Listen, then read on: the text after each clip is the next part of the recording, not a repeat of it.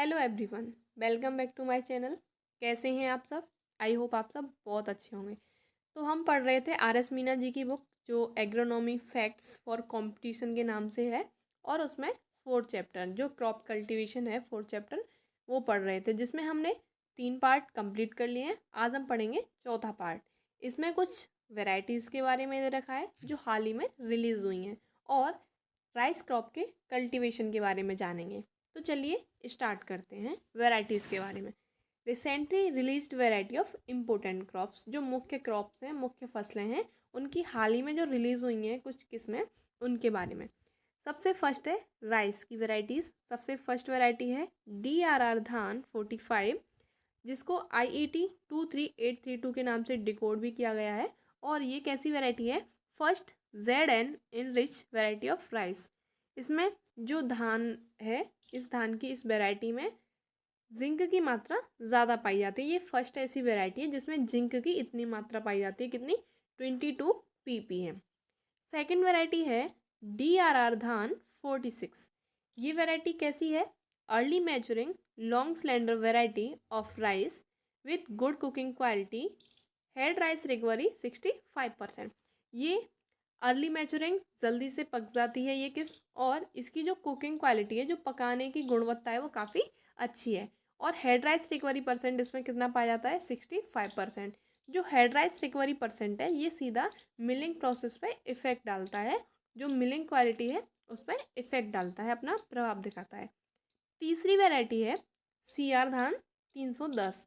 ये कैसी वैरायटी है? इसमें जो प्रोटीन की मात्रा है चावल में वो ज़्यादा पाई जाती है। कितनी पाई जाती है? High protein content 10.3%। जो नॉर्मल चावल होता है, जिसको वाइट राइस बोलते हैं, उसमें कितनी पाई जाती है प्रोटीन की मात्रा?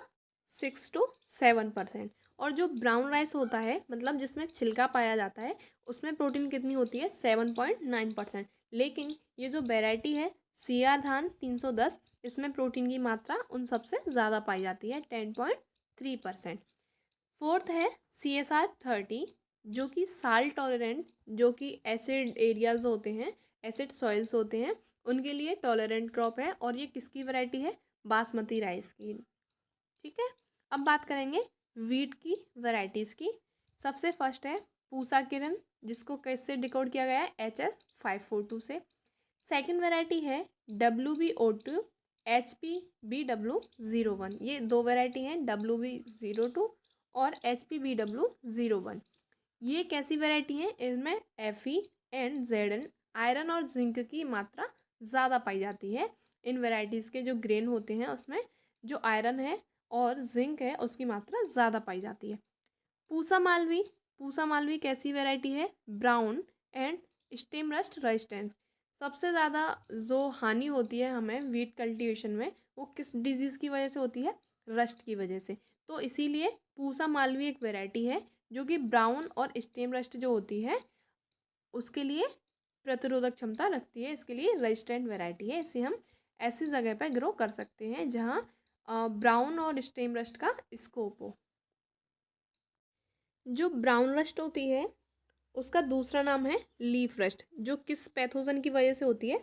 पक्सीनिया रेकोंडेटा ट्रिटिसाई की वजह से। और जो स्टेम रस्ट होती है उसको ब्लैक रस्ट के नाम से भी जानते हैं। इसका पैथोजन कौन सा है? Puccinia ग्रैमनिस tritici. तो जो पूसा मालवी वैरायटी है, ब्लैक और ब्राउन रस्ट या फिर स्टेम या लीफ रस्ट जो होती है उसके लिए रेजिस्टेंट वैरायटी है। चौथी वैरायटी है LRLWH लीफ रस्ट रेजिस्टेंट जी। लीफ रस्ट मतलब जो ब्राउन रस्ट है, अभी हमने इसके बारे में जाना था। ये किस पैथोजन की वजह से होती है? पक्सीनिया रिकॉर्डेटा ट्रिटिसाई की वजह से। ये फंगस के द्वारा फैलती है। और ये LRLWH इसके लिए एक रेजिस्टेंट वैरायटी है। कहाँ डिस्कवर की गई थी? लैंड्रेंस में। और जैसे कि इसका नाम है LRLWH, LR का मीन्स लैंड्रेंस और LWH का मीन्स होता है लोकल वीट हैंगो 2। लास्ट है VL गेहूं 829। जो VL गेहूं 829 वैरायटी है, ये कैसी वैरायटी है? ड्यूअल पर्पस है। इससे हमें ग्रेन, जो दाना होता है, और जो चारा होता है, भूसा होता है, फॉडर, दोनों ही अच्छी मात्रा में प्राप्त होते हैं। हालांकि जो अदर वैरायटीज़ होती हैं वीट की, उनमें वीट और ग्रेन और फॉडर का जो रेशियो होता है वो होता है 1:1.5। इससे ग्रेन और फॉडर का हम मान के चल सकते हैं कि 1:1 फॉडर और ग्रेन दोनों काफ़ी अच्छी मात्रा में प्राप्त होते हैं। मस्टर्ड वैरायटीज़ के बारे में जानेंगे। फर्स्ट है पूसा 00 मस्टर्ड 31, जिसको किस नेम से डिकोड किया गया है, इसकी शॉर्ट फॉर्म ही है लाइक एस PDZM 31। ये कैसी वैरायटी है? First canola Indian mustard variety. ये पहली भारत की जो सफ़ेद सरसों है उसकी वैरायटी है। कैनोला मीन सफ़ेद सरसों। और इसमें जो इरूसिक एसिड होता है वो 2% से भी कम पाया जाता है। और जो ग्लूकोसिनोलेट्स है वो उसकी मात्रा कितनी होती है इसमें? 30 ppm से भी कम होती है। इसकी सेकंड वैरायटी है DMH 11 धारा मस्टर्ड हाइब्रिड 11। ये कैसी वैरायटी है? GM मतलब जेनेटिक मॉडिफाइड वैरायटी है। जेनेटिक मॉडिफाइड कौन सी होती हैं? जिनमें जेनेटिक इंजीनियरिंग की प्रोसेस के द्वारा कुछ ट्रेट्स को, कुछ जीन्स को किसी एक वैरायटी से किसी दूसरी वैरायटी में ट्रांसफ़र किया जाता है। वो किसी के ऊपर भी डिपेंड कर सकता है, लाइक एज ईल्ड के लिए भी हो सकते हैं वो ट्रेड्स, या फिर ड्वार्फनेस के लिए हो सकते हैं, या रेजिस्टेंसी के लिए हो सकते हैं, ठीक है, ओपर्स के लिए, या फिर बौनेपन के लिए, या फिर प्रतिरोधकता के लिए, या फिर जैसे डिजीज़, किसी रोग प्रतिरोधकता या कीट के प्रति, या फिर किसी केमिकल के लिए, ठीक है। तो ये जेनेटिक मॉडिफाइड है। और हर्बिसाइड टॉलरेंस वैरायटी। हर्बिसाइड क्या होते हैं? किसी भी वीड को कंट्रोल करने के लिए जो केमिकल स्प्रे किया जाता है उसको क्या बोलते हैं? हर्बिसाइड।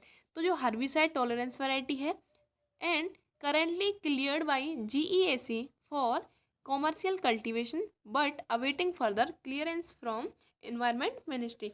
जो GEAC है, जेनेटिक इंजीनियरिंग एप्रिसियल कमेटी, इसने अप्रूवल दे दिया है कॉमर्शियल कल्टीवेशन के लिए, लेकिन अभी इन्वायरमेंट मिनिस्ट्री ने अभी इसको वेटिंग में रखा है कि थोड़े टाइम बाद इसको अप्रूवल दे देंगे, तभी इसको कॉमर्शियल कल्टीवेशन के लिए हम यूज़ कर सकते हैं। किसके द्वारा डेवलप की गई है ये?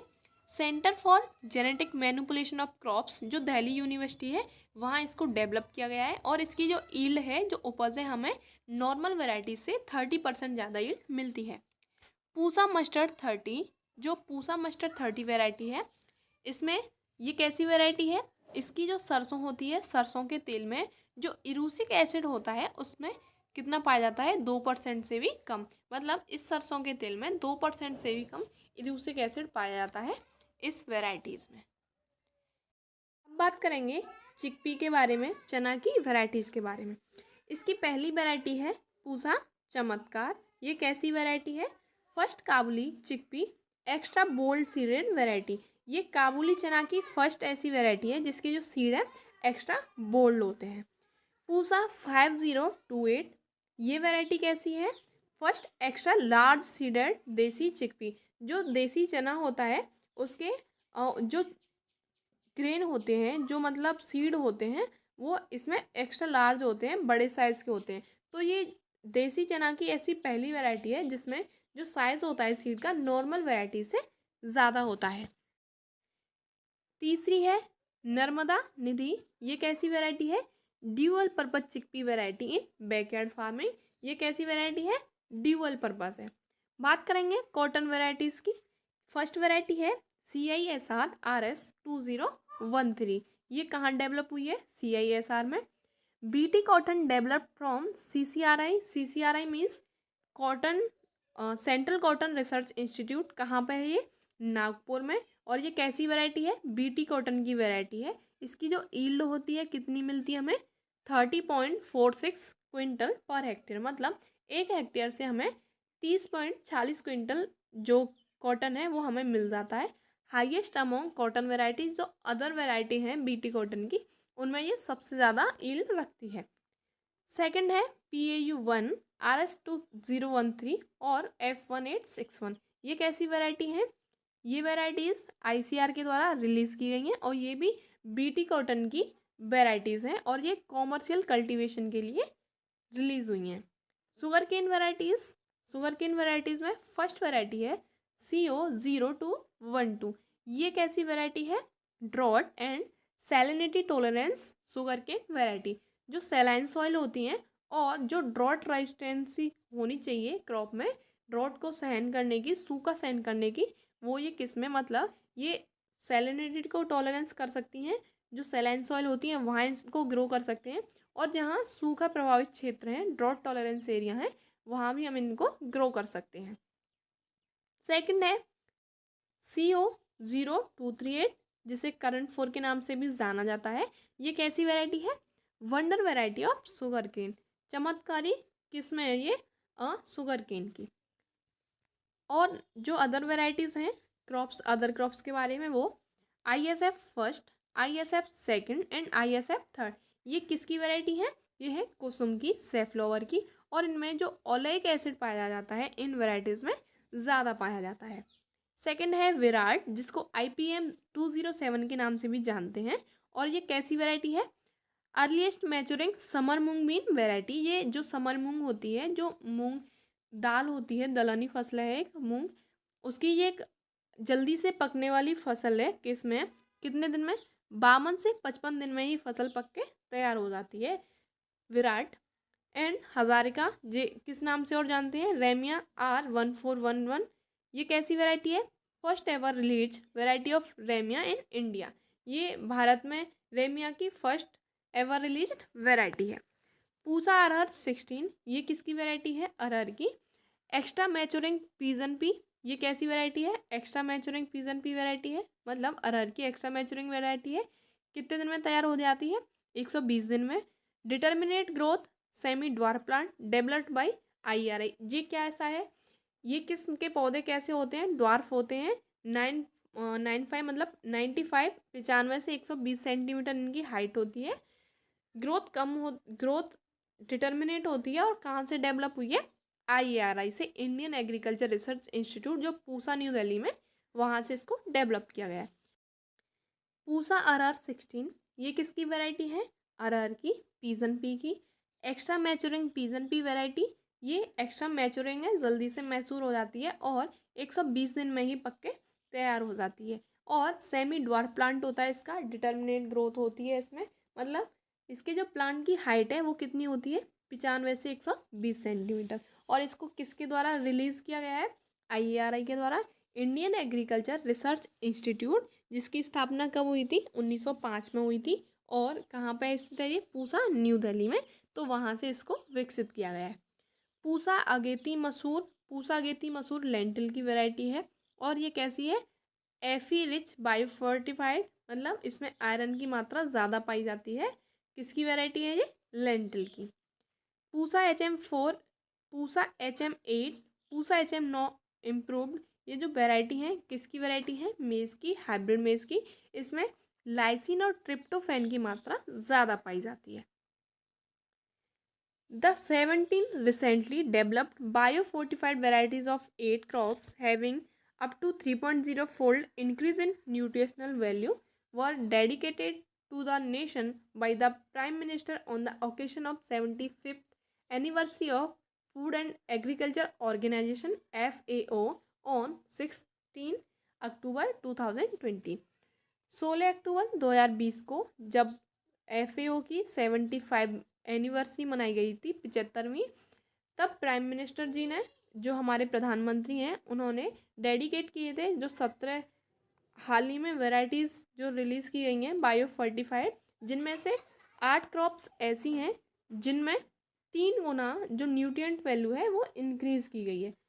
कुछ वैरायटीज़ जो 17 में से 8 वैरायटीज़ कैसी हैं जिनमें न्यूट्रिशनल वैल्यू पहले से 3 गुना बढ़ा दी गई है बायो फोर्टिफाइड के द्वारा। तो वो कौन कौन सी हैं?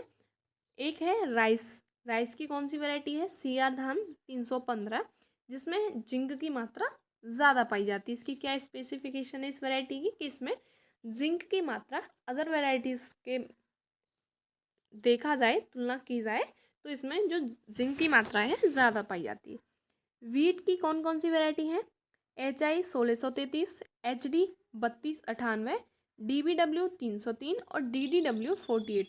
ये 4 वैरायटी जो वीट की हैं, गेहूँ की हैं, ये कौन कौन सी हैं? जो HI 1633 है उसमें प्रोटीन, आयरन और जिंक की मात्रा ज़्यादा पाई जाती है। जो HD 3298 वैरायटी है उसमें प्रोटीन और आयरन की मात्रा ज़्यादा पाई जाती है। और जो DBW 303 और DDW48 है, ये इसमें प्रोटीन की मात्रा ज़्यादा पाई जाती है। मेज़ जो मक्का है उसकी कौन कौन सी वैरायटी है? लदोवल क्वालिटी प्रोटीन मेज़ हाइब्रिड 1, 2 एंड 3। ये किसमें क्या स्पेसिफिकेशन है इसकी? Rich in lysine and tryptophan. इनमें लाइसिन और ट्रिप्टोफेन की मात्रा ज़्यादा पाई जाती है। फिंगर मिलेट की कौन सी वैरायटी है? CF MV1 and 2। ये किसके लिए? Rich in CA, Fe and Zn, मतलब जिंक, आयरन एंड कैल्शियम की मात्रा ज़्यादा पाई जाती है। लिटिल मिलेट CLMB1, ये कैसी वैरायटी है? इसमें आयरन और जिंक की मात्रा ज़्यादा पाई जाती है। मस्टर्ड की कौन सी वैरायटी है सरसों की? पूसा मस्टर्ड 32। इसमें जो इरूसिक एसिड होता है उसकी मात्रा कम पाई जाती है। ग्राउंडनट की गिरनार 4 एंड गिरनार 5। इसमें क्या है? जो ओलेइक एसिड होती है उसकी अच्छी मात्रा पाई जाती है। यम की कौन सी वैरायटी है? श्री नीलिमा और DA 340। इसमें Zn, Fe, जिंक, आयरन और एंथोसायनिन की मात्रा उत्तम पाई जाती है, अच्छी पाई जाती है। अब हम पढ़ेंगे राइस क्रॉप के कल्टीवेशन के बारे में। इसमें पहले हम जानेंगे सीरियल क्रॉप्स के बारे में, फिर पल्सेस क्रॉप के बारे में, ऐसे ही जो बाकी क्रॉप्स हैं जैसे फाइबर क्रॉप्स हैं और ग्रीन मैन्यूरिंग क्रॉप्स हैं, तो सबको एक एक से कवर करेंगे। सबसे फर्स्ट है राइस का कल्टीवेशन। राइस क्रॉप का जो धान होता है, जो चावल होता है, उसका कल्टीवेशन। राइस का बॉटनिकल नेम क्या होता है? Auraiya sativa. Rice is the staple food of more than 60% of world population and most of the population of south India. विश्व की जितनी जनसंख्या है उसका लगभग 60% से ज़्यादा जो जनसंख्या है उनका स्टेपल फूड क्या है? चावल। और इसमें सबसे ज़्यादा जो जनसंख्या है वो कहाँ की है? हमारे दक्षिण भारत की। मतलब विश्व जनसंख्या का लगभग 60% से ज़्यादा जो जनसंख्या है उनका स्टेपल फूड है चावल, और उनमें सबसे ज़्यादा जनसंख्या है हमारे दक्षिण भारत की। About 90% of world rice is grown as well as produced and consumed in Asia. विश्व में जितना चावल उगाया जाता है उसका लगभग 90% भाग हमारे एशिया में ही ग्रो किया जाता है, और कंज्यूम भी सबसे ज़्यादा हमारे एशिया में ही किया जाता है। In India rice is first most important and extensively grown food crop. हमारे भारत में जो चावल है फर्स्ट मोस्ट इम्पोर्टेंट क्रॉप है और एक काफ़ी बड़े क्षेत्र पर इसको उगाया जाता है। Rice contain 6 to 7% protein, 2 to 2.5 fat and low amount of calcium. Rice में क्या मिलता है? 6 से 7% प्रोटीन पाई जाती है, 2 से 2.5% फैट पाया जाता है, वसा पाई जाती है, और इसमें जो कैल्शियम है उसकी मात्रा कम पाई जाती है। Protein and nutrients in rice are lost during milling. Milling process में जब मिलिंग की जाती है धान की, तब उसमें प्रोटीन और न्यूट्रिएंट्स का लॉस होता है। हमें न्यूट्रिएंट्स और प्रोटीन होते हैं, जो विटामिन्स होती हैं, उनकी हानि होती है। इंस्टीट्यूट की बात करें तो फर्स्ट है CRRI, जिसकी फुल फॉर्म है सेंट्रल राइस रिसर्च इंस्टीट्यूट। ये कहाँ पे है? कटक, उड़ीसा में। और इसको कब स्थापित किया गया था? 1946 में। IRRI International Rice Research Institute, Los Banos, Manila, Philippines. IRRI कहाँ पे? ये इंटरनेशनल राइस रिसर्च इंस्टीट्यूट है और फिलीपींस में। और इसको कब विकसित किया गया था? कब इस्टेब्लिश किया गया था? कब स्थापित किया गया था? 1960 में। थर्ड है AICRIP, all India coordinated rice improvement project, Rajendra Nagar, Hyderabad, establish in 1965। AICRIP इसकी स्थापना कब हुई थी? 1965 में। और इसकी फुल फॉर्म क्या है? All India coordinated rice improvement project, और ये हैदराबाद के राजेंद्र नगर में स्थित है। अगर एरिया और डिस्ट्रीब्यूशन की बात करें, इसके क्षेत्रफल और वितरण की बात करें, सिंस इंडिपेंडेंस, जब से हमें स्वतंत्रता मिली है, area of rice in India increase 1.5 times. जो एरिया है धान के उत्पादन के लिए वो लगभग 1.5 टाइम, मतलब 1.5 गुना बढ़ गया है। कब से? जब से हमें स्वतंत्रता मिली है 1947 से। Productivity 3 times. पहले प्रोडक्टिविटी हमारी कितनी थी? 700 किलोग्राम पर हेक्टेयर मिलती थी। अब हमें उससे 3 गुना ज़्यादा मिलती है, लगभग कितनी, 2576 kilogram, 25 quintal per hectare. And जो प्रोडक्शन है वो लगभग 4 टाइम्स से भी ज़्यादा वृद्धि हो गई है, उसमें इंक्रीज़ हो गया है। पहले हमें 21 मिलियन टन ही प्रोडक्शन मिलता था, अब हमें कितना मिलता है, 116.48, 116.48 million tonne. Total rice area in the world is 162.48 million hectare, of which about 146 million hectare is in Asia. विश्व में कितना एरिया पे राइस ग्रो किया जाता है, 162.48 मिलियन हेक्टेयर एरिया पे राइस को ग्रो किया जाता है, जिसमें से लगभग 146 मिलियन हेक्टेयर एरिया हमारे एशिया में आता है। मतलब हमारे एशिया के 146 मिलियन हेक्टेयर पे राइस को ग्रो किया जाता है, और लगभग वर्ल्ड में कितना एरिया है, 162.48। According to the current rate of population growth 1.4% and per capita consumption 215 से 230 ग्राम पर डे। जो पॉपुलेशन ग्रोथ है, अगर करंट रेट देखी जाए, जो वर्तमान रेट देखी जाए, तो वो 1.4% के रेट से इंक्रीज कर रही है। और जो कंजप्शन रेट है, एक मानव के लिए कितना चाहिए, 215 से 230 ग्राम चावल पर डे के हिसाब से चाहिए। तो हमें लगभग 2025 में 130 मिलियन टन धान चाहिए, चावल चाहिए। Rice production is being increase 2 million tonnes annually to meet the future needs. अगर फ्यूचर नीड्स को, जो भविष्य में आने वाली जो जनसंख्या ग्रोथ कर रही है, जो पॉपुलेशन ग्रोथ कर रही है, जनसंख्या वृद्धि हो रही है, अगर आने वाली फ्यूचर नीड्स को हमें कंप्लीट करना है, तो हमें अपने राइस प्रोडक्शन को लगभग 2 मिलियन टन से भी ज़्यादा इंक्रीज करना पड़ेगा, वो भी वार्षिक रूप से। एक साल, वार्षिक मतलब पूरा ईयर में लगभग 2 मिलियन टन से ज़्यादा प्रोडक्शन इंक्रीज करना पड़ेगा। अगर उत्पत्ति स्थान की बात करें, तो इसका उत्पत्ति स्थान कहाँ पे, इंडो म्यांमार रीजन में। Centre of origin of cultivated rice in India, जो हमारे भारत में मोस्ट कल्टिवेटेड राइस है औरैया सटाइवा, इसका कहाँ माना जाता है, जयपुर ट्रैक्ट ऑफ उड़ीसा में। लेकिन बहुत सारे वैज्ञानिकों का मत है कि जो चावल है उसका ओरिजिन प्लेस है साउथ ईस्ट एशिया। अगर इसके वर्गीकरण की बात करें, क्लासिफिकेशन की बात करें, तो ये किस फैमिली से बिलोंग करता है, ग्रेमनी फैमिली से, पोएसी फैमिली से। और इसकी जो सब फैमिली है वो है बेम्बोसोइडी। और इसका जो ट्राइब है वो कौन सा है, ओरिजिया। और जो जीनस है वो है ओरिजा। लगभग 24 इसकी स्पीसीज हैं, जिनमें से केवल 2 स्पीसीज ऐसी हैं जिनको कल्टीवेट किया जाता है। कौन सी, फर्स्ट है औरैया सटाइवा और सेकंड है औरैया ग्लेवेरिमा।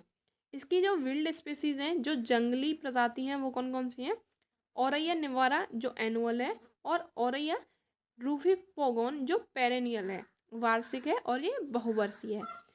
नेरिका इसकी फुल फॉर्म होती है न्यू राइस फॉर अफ्रीका। ये कैसी है,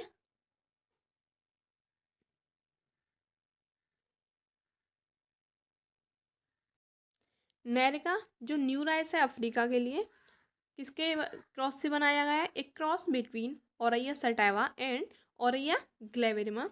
ये औरैया सटाइवा और औरैया ग्लेवेरिमा के क्रॉस से बनाया गया है। In which high yield potential traits from Oryza sativa and stress tolerance trade from Oryza glaberrima was taken. जो यील्ड के लिए ट्रेड्स लिए गए हैं वो कौन सी वेराइटी से लिए गए हैं, स्पीसीज से, औरैया सटाइवा से। और जो स्ट्रेन टॉलरेंस जो ट्रेड्स लिए गए हैं, जो जीन लिए गए हैं, वो कहाँ से लिए गए हैं, औरैया ग्लेवेरिमा से। और इन दोनों की क्रॉस से बनाई गई है NERICA species. It was developed by doctor Monty Jones. ये किसके द्वारा डेवलप की गई है, डॉक्टर मोंटी जोन्स के द्वारा। For that he was awarded world food prize in 2004। 2004 में इनको वर्ल्ड फूड प्राइज से भी सम्मानित किया गया था। विल ट्राइब राइस कौन सा है, it is known as Oryza fatua and Oryza spontanea in Asia and Oryza stapfii in Africa. जो विल टाइप राइस है, इनको किस नाम से भी जानते हैं, औरैया फटुआ के नाम से, औरैया स्पॉन्टिना के नाम से, और अफ्रीका में औरैया स्टेफिल के नाम से जानते हैं। It is closely associated with Oryza rufipogon and Aurelia nivara in Asia and to Aurelia longistaminata and Aurelia brevilegulata in Africa। ये किस वैरायटी से मिलता जुलता है? इन विल्ड वैरायटी से। इट हैज़ रेड एंडोस्पर्म, जो इसका ग्रेन होता है वो कैसा पाया जाता है? रेड पाया जाता है, इसीलिए इसको रेड राइस के नाम से भी जानते हैं। अब बात करेंगे जीनस औरैया की। जीनस औरैया है 24 स्पेसीज। इसकी कितनी स्पेसीज है? 24 स्पेसीज है। इसमें से केवल 2 को ही कल्टीवेट किया जाता है। फर्स्ट है औरैया सटाइवा, जिसको एशियन राइस बोलते हैं, और ये कैसी है? डिप्लॉयड वैरायटी है। इसमें जो गुणसूत्र होते हैं वो पाए जाते हैं 24। 2n=24। कॉन्सोपोलेशन इन नेचर, ये काफ़ी बड़े स्तर पे उगाई जाती है, विश्ववादी है, सर्वदेशीय है। It has 3 sub species. इसकी कितनी सब स्पीसीज हैं? 3। फर्स्ट है Auraiya sativa indica, Auraiya sativa japonica, और तीसरी है औरैया सटाइवा जवानिका, जिसको बालू राइस के नाम से भी जानते हैं। सबसे पहले बात करते हैं औरैया सटाइवा इंडिका की।